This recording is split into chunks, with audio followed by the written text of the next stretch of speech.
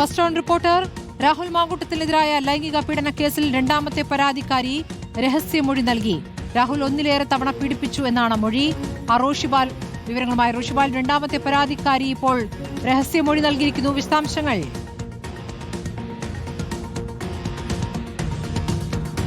സ്മൃതി, ഏറ്റവും നിർണായകമായ മൊഴിയാണ്. കാരണം ഒന്നിൽ കൂടുതൽ തവണ തന്നെ രാഹുൽ മാങ്കൂട്ടത്തിൽ ഉപദ്രവിച്ചു എന്ന ഈ മൊഴിയിലുണ്ട്.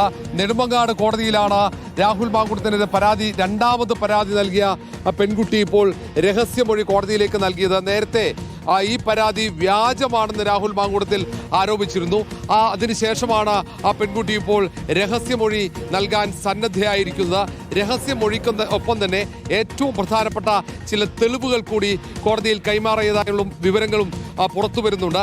ഏതായാലും രാഹുൽ മാങ്കൂട്ടത്തിന് കുരുക്കാകുന്ന ചില തെളിവുകൾ കോടതിയിലേക്ക് കൈമാറിക്കഴിഞ്ഞു എന്നാണ് അറിയാൻ കഴിയുന്നത്. ഇതുവരെ പുറത്തു വരാത്ത ചില തെളിവുകളാണ്.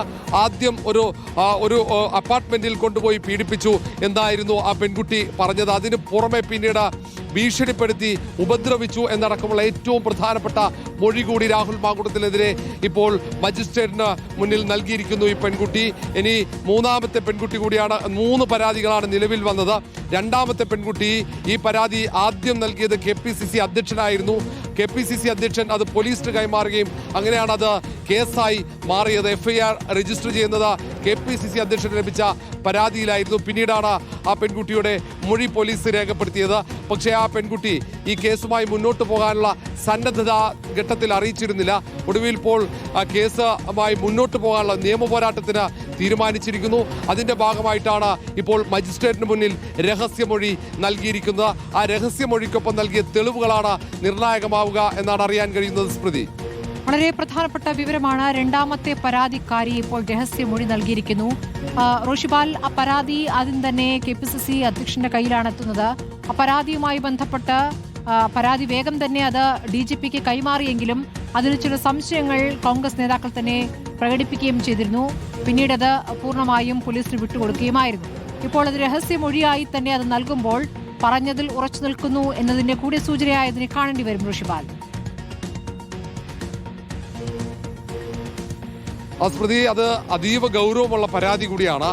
കാരണം ആ പെൺകുട്ടി നേരത്തെ പരാതി നൽകിയ ഘട്ടത്തിൽ അത് ഇമെയിൽ വഴിയായിരുന്നു KPCC അധ്യക്ഷന് പരാതി അയച്ചത്. പക്ഷേ അതിൽ പേര് രേഖപ്പെടുത്തിയിരുന്നില്ല. പക്ഷേ പരാതി എന്തുകൊണ്ട് വൈകുന്നു, എന്തുകൊണ്ട് പോലീസിനെ സമീപിക്കില്ല എന്നതിൻ്റെ കൃത്യമായ കാരണവും ആ പെൺകുട്ടി പരാതിയിൽ ചൂണ്ടിക്കാണിക്കുന്നുണ്ടായിരുന്നു. സൈബർ ആക്രമണം, തൻ്റെ ജീവൻ പോലും നഷ്ടപ്പെടുമെന്ന ഭയം, കാരണം രാഹുൽ മാങ്കൂട്ടത്തിന് ഒപ്പമുള്ളവർ ആക്രമിക്കുമെന്ന ആശങ്ക, അതൊക്കെയാണ് പരാതി പോലീസിന് നൽകാനുള്ള ഭയമായി, അതിൻ്റെ വൈകുന്നതിൻ്റെ കാരണമായി പെൺകുട്ടി ചൂണ്ടിക്കാണിച്ചത്. പക്ഷേ KPCC അധ്യക്ഷനടക്കം പരാതി ലഭിച്ചതിന് തൊട്ടു പിന്നാലെ ആ പരാതി നേരെ പോലീസ് മേധാവിക്ക് കൈമാറിയെങ്കിൽ പോലും KPCC അധ്യക്ഷനും മറ്റു കോൺഗ്രസ് നേതാക്കൾക്കും ആ പരാതിക്കാരി ഉണ്ടോ എന്ന സംശയമടക്കം അവർ പരസ്യമായി പ്രകടിപ്പിച്ചു. എന്നാലും പിന്നീട് അത് പോലീസ് മൊഴി രേഖപ്പെടുത്തിയതോടെ പരാതിയുടെ ഗൗരവം കോൺഗ്രസ് നേതൃത്വത്തിന് മനസ്സിലായി. ഏറ്റവും ഒടുവിൽ അത് നേരെ കോടതിയിലേക്ക് എത്തുന്നു. രഹസ്യമൊഴിയായി അത് മജിസ്ട്രേറ്റിന് മുന്നിലേക്ക് എത്തുന്നു എന്നതാണ് പ്രധാനപ്പെട്ട കാര്യം. നേരത്തെ രാഹുൽ മാങ്കൂട്ടത്തിൽ ഒരു സ്വകാര്യ ചാനൽ നൽകിയ അഭിമുഖത്തിൽ രണ്ടാമത്തെ പരാതി അത് വ്യാജമാണ് എന്ന് നേരത്തെ ആരോപണം ഉന്നയിച്ചതാണ്. അതിന് പിന്നാലെയാണ് ആ പെൺകുട്ടി നേരെ കോടതിക്ക് മുന്നിലേക്ക് എത്തി തെളിവുകൾ സഹിതം മൊഴി നൽകുന്നത്. ഏറ്റവും പ്രധാനപ്പെട്ട മൊഴി. അതിന് പുറമെ തന്നെ ഒന്നിൽ കൂടുതൽ തവണ ഉപദ്രവിച്ചു എന്ന കാര്യം കൂടി കോടതിയുടെ ശ്രദ്ധയിലേക്ക് ഇപ്പോൾ ആ പെൺകുട്ടി പെടുത്തുകയാണ്. നേരത്തെ ഈ പെൺകുട്ടി റിപ്പോർട്ടിനോട് പ്രതികരിച്ചതാണ്. ക്രൂരമായ പീഡനമടക്കം കൃത്യമായി പറഞ്ഞതാണ്. ലൈംഗിക പീഡനവും ശാരീരികമായ ഉപദ്രവവും അതുമൂലമുണ്ടായ മുറിവുകളടക്കം കൃത്യമായി അത് കോടതിയെ ധരിപ്പിച്ചിട്ടുണ്ട്. ഏറ്റവും സുപ്രധാന മൊഴിയായി അത് രാഹുൽ മാങ്കൂട്ടത്തിലെ കുരുക്കായി മാറുകയാണ്. രണ്ടാമത്തെ പരാതിക്കാരി രഹസ്യമൊഴി നൽകിയെന്ന വാർത്തയാണ് ഇപ്പോൾ റോഷിപാൽ നൽകിയിരിക്കുന്നത്.